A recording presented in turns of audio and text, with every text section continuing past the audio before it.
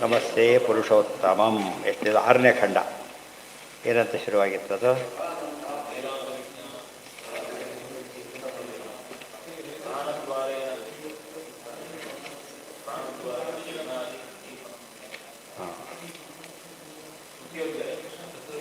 ಬಂದೆ ವೇದೈತತ್ ಪರಮಂ ಬ್ರಹ್ಮಧಾಮ ಯತ್ರ ವಿಶ್ವಂ ನಿಹಿತಂ ಭಾತಿ ಶುಭ್ರಂ ಉಪಾಸತೆ ಪುರುಷಂ ಯೇಹ ಕಾಮಾಃ ತೇ ಶುಕ್ರಮೇತದತಿ ವರ್ತಂತಿ ಧೀರಾಃ. ಯಾರು ಈ ರೀತಿ ಪರಮಾತ್ಮನ ಆರಾಧನೆ ಮಾಡ್ತಾರಲ್ಲ ಅವರು ಎಲ್ಲಿ ಆರಾಧನೆ ಮಾಡಬೇಕು? ಒಂದು ಪ್ರತಿಮೆ ಯಾರು? ವಾಯುದೇವರು. ಅದಕ್ಕೆ ಪ್ರತಿಯೊಂದು ಕೆಲಸಕ್ಕೂ ಭಾರತೀಯ ಪ್ರಾಣ ಅಂತರ್ಗತ ಕಾಮನ್ ಮಾಡಬೇಕು. ನವಗ್ರಹ ಅಂತರ್ಗತ ಮತ್ತೆ ಮಾಡಬೇಕು ಪ್ರಾಣ. ಗಣೇಶ ಅಂತರ್ಗತ ಅದು ಕಾಮನ್. ಅವ ನವಗ್ರಹ ಹೇಳದೆ ಹೋದರೂ ಕೂಡ ಇದನ್ನು ಬಿಡಬಾರ್ದು. ಆ ದೃಷ್ಟಿಯಿಂದ ಉಪಾಸನೆ ತಪ್ಪದೇ ಮಾಡಬೇಕು. ಯಾಕೆ ಪ್ರಧಾನವಾದ ಧಾಮ, ಉಳಿದವ್ರದ್ದೆಲ್ಲ ಅಪ್ರಧಾನ ಧಾಮ. ಇವರು ತಂದೆ ತಾಯಿ ಪೂಜೆ ಮಾಡಬೇಕು, ಅಲ್ಲೂ ಕೂಡ ಮುಂದೆಲ್ಲ ಸೇರಿಸ್ಬೇಕಾಗ. ಪಿತೃದೇವೋ ಭವ, ಮಾತೃದೇವ ಎಲ್ಲ ಸರಿಯೇ, ಆದರೆ ಅವ್ರ ಪ್ರಧಾನ ಅಧಿಷ್ಠಾನ ಅಲ್ಲ. ಅಲ್ಲೂ ಕೂಡ ಯಾರು ಬರಬೇಕು? ಮತ್ತೆ ಅದಕ್ಕೆ ಅವಾಂತ ಸಾಕ್ಷಾತ್ ವಾಯುದೇವರನ್ನು ಪ್ರಧಾನ ಅಧಿಷ್ಠಾನ ಮಾಡ್ಕೊಂಡು ಎಲ್ಲ ಕೆಲಸನೂ ಮಾಡಬೇಕು. ಉಳಿದವರಿಗೆ ಆ ಸಂಬಂಧಪಟ್ಟ ವಿಚಾರ ಮಾತ್ರ. ಇಷ್ಟೊತ್ತು ಹೇಳಿದ್ರಲ್ಲ, ಇವ್ರನ್ನೂ ಬಿಡ ಹಾಗಿಲ್ಲ. ಉಳಿದವ್ರು ಪ್ರಸಂಗ ಬಂದಾಗ ಹೇಳಬೇಕು, ಎಲ್ಲ ಕಾಲಕ್ಕೂ ಬೇಕಿಲ್ಲ.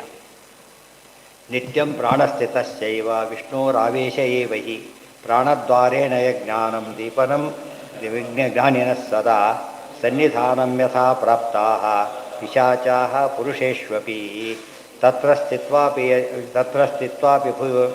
ಭುಂಜಂತೆ ಇರಬೇಕದು, ಭುಜಂತಾಗಿದೆ.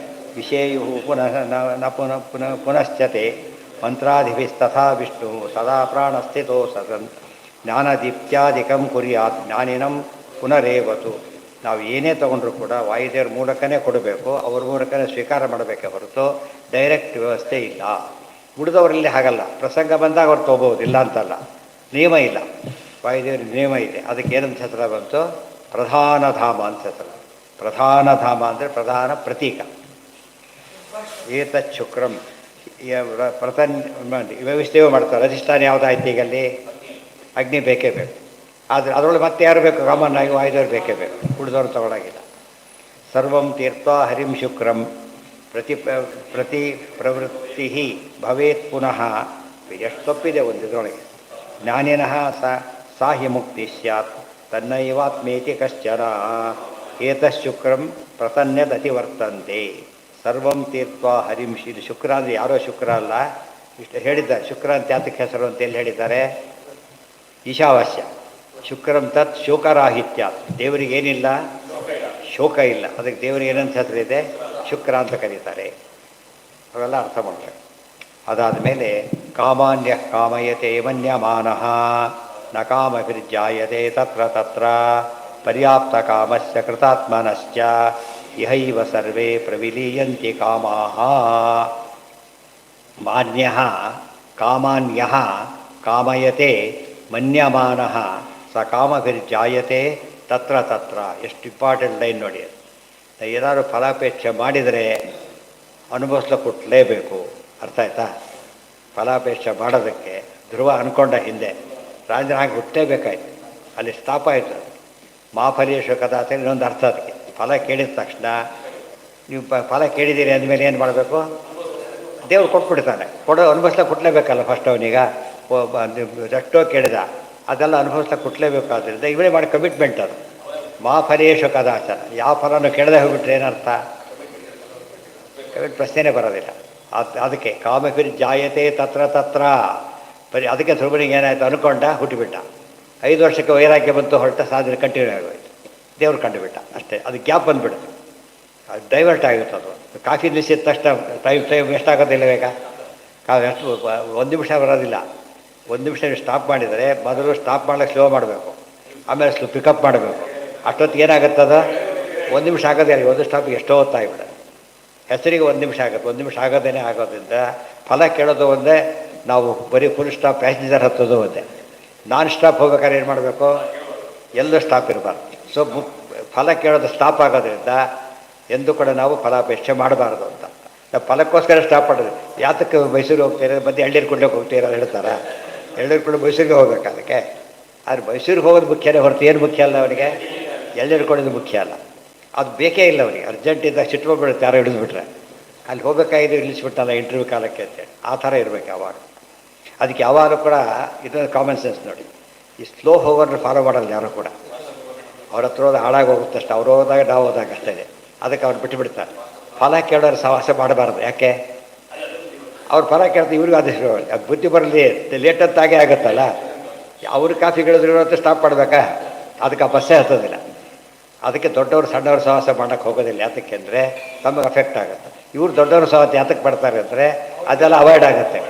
ಗೊತ್ತಾಯ್ತಾ? ಆದ್ದರಿಂದ ಉಪಯೋಗ. ಶ್ರಾವಣ ಜೊತೆಗೆ ಹೋದಾಗ ಯಾತ್ರೆ ಏನು ಅನುಕೂಲ ಇವರಿಗೆ? ಒಂದು ನೈವೇದ್ಯ ಯಾವುದೋ ಸ್ಟೇಜಲ್ಲಿ ಗ್ಯಾರಂಟಿ, ಮತ್ತು ಟೈಮಿಂಗ್ಸ್ ಒಂದು ಗ್ಯಾರಂಟಿ, ದೇವ್ರ ದರ್ಶನವೂ ಗ್ಯಾರಂಟಿ. ಕೆಲವೆಲ್ಲ ಸೇರ್ಕೊಂಡ್ಬಿಡುತ್ತೆ.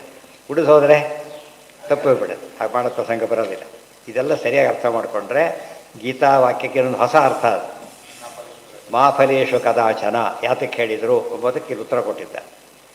ಪರ್ಯಾಪ್ತ ಕಾಮಶ್ಚ ಕೃತಾತ್ಮನಶ್ಚ, ಯಾರು ಕಾಮ ಬೇಡ ಅಂತ ತಿಳ್ಕೊತಾರೆ, ದೇವರೇ ಸಾಕು ಅಂತ ತಿಳ್ಕೊತಾರೆ. ಯಹಯ್ಯೋ ಸರ್ವೇ ಪ್ರವಿಲೀಯಂತಿ ಕಾಮಾಹ, ಎಲ್ಲ ಕಾಮನೆ ಬಿಟ್ಟು ಬಿಡಬೇಕು. ಅದನ್ನೇ ಪ್ರಜಹಾತಿ ಯದಾ ಕಾಮಾನ್ ಸರ್ವಾನ್ ಪಾರ್ಥ ಮನೋಗತ. ಕಾಮನೆ ಪೂರ್ತಿ ಬಿಡ್ತಾ ಹೋದಂತೆ ಅದು ಮೋಕ್ಷಕ್ಕೆ ಹತ್ತಿರ ಆಗ್ತಾನೆ ಅಂತ.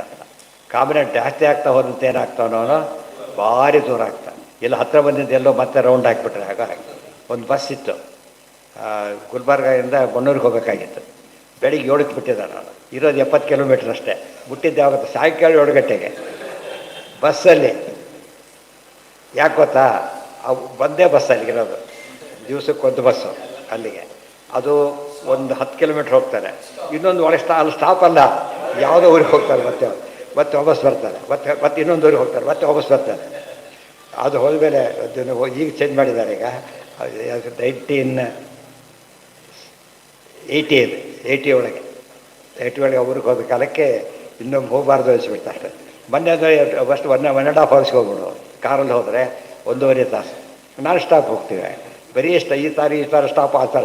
ಮತ್ತೆ ಸುಮ್ಮನೆ ಎಲ್ಲ ಅಲ್ಲಿ ಕಾಫಿ ಹಿಡಿಸ್ಬೇಕು. ಮತ್ತೆ ಅವರು ತುಂಬ ಅವರೇ ಸುಸ್ತಾಗಿಬಿಡುತ್ತಲ್ಲ, ಅಲ್ಲಿ ಕಾಫಿ, ಒಂದು ಕಡೆ ಊಟ ಬೇರೆ. ಮತ್ತೆ ಆಮೇಲೆ ಇಷ್ಟಾದರೂ ಕೂಡ ಡೈರೆಕ್ಟ್ ಇಲ್ಲ ಅಲ್ಲಿಗೆ. ಅಲ್ಲಿಂದ ಒಂದು ಎಷ್ಟೋ ಕಿಲೋಮೀಟ್ರ್ ಹೋಗ್ಬೇಕು. ಮತ್ತೆ ಅದಕ್ಕೆ ಎತ್ತಿನ ಗಾಡಿ ಕಳಿಸಿದ್ದಾರೆ. ಅಲ್ಲಿ ಹೋಗಿ ಮತ್ತೆ ವಾಪಸ್ ಬರಬೇಕು. ಬರೋ ದಿವಸ ಉಪನ್ಯಾಸ ಮತ್ತೆ ರಾತ್ರಿ ಹೊರಟು ಇಷ್ಟಲ್ಲಿ ಮಾಡಿಕೊಂಡು ಬೆಳಗ್ಗೆ ಸೇರಿದ್ದು.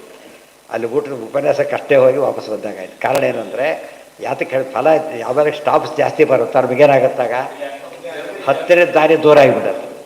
ದೂರದ ದಾರಿ ಹತ್ತಿರ ಆಗುತ್ತೆ. ವೈಕುಂಠ ಭಾರಿ ದೂರ ಆದ್ದರಿಂದ ಏನು ಮಾಡಬೇಕು?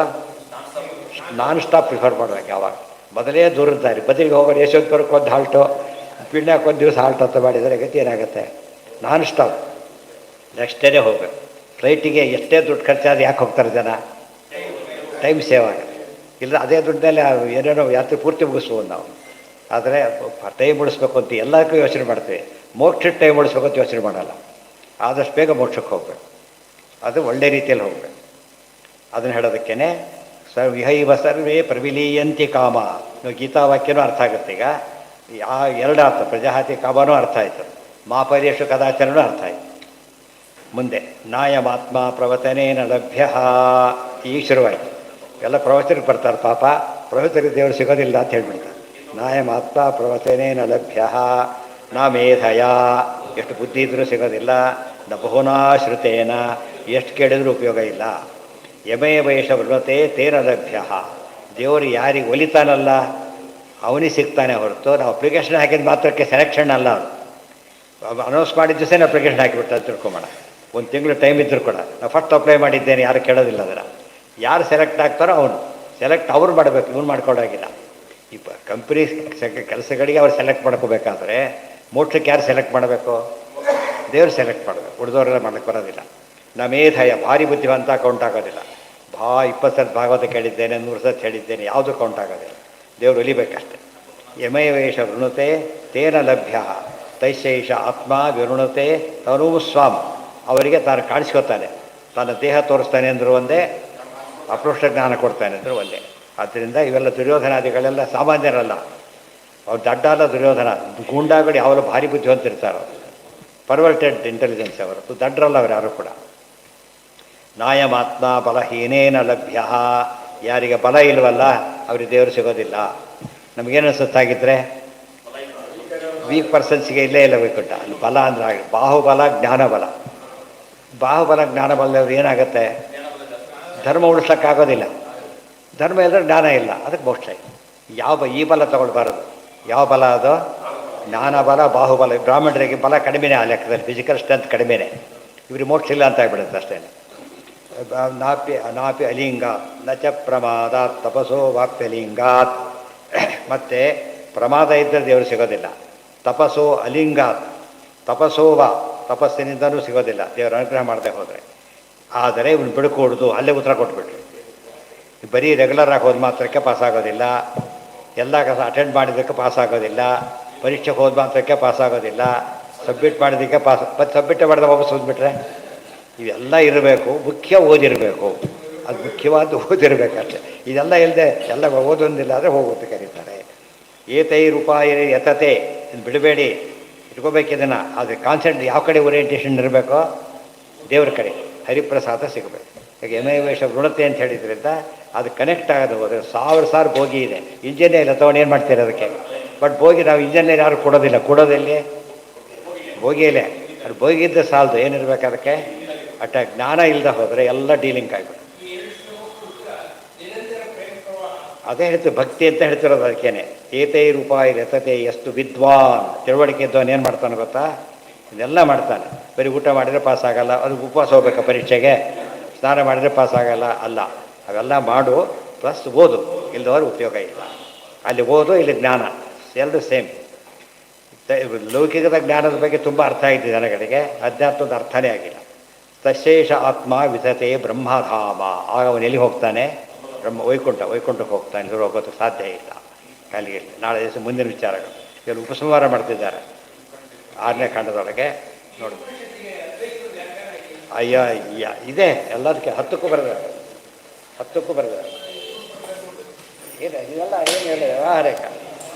ಅತತ್ವವೇದಕ್ಕೆ ಆಗಲ್ಲ, ತತ್ವವೇದಕ್ಕೆ ಅದು ಒಂದೇ.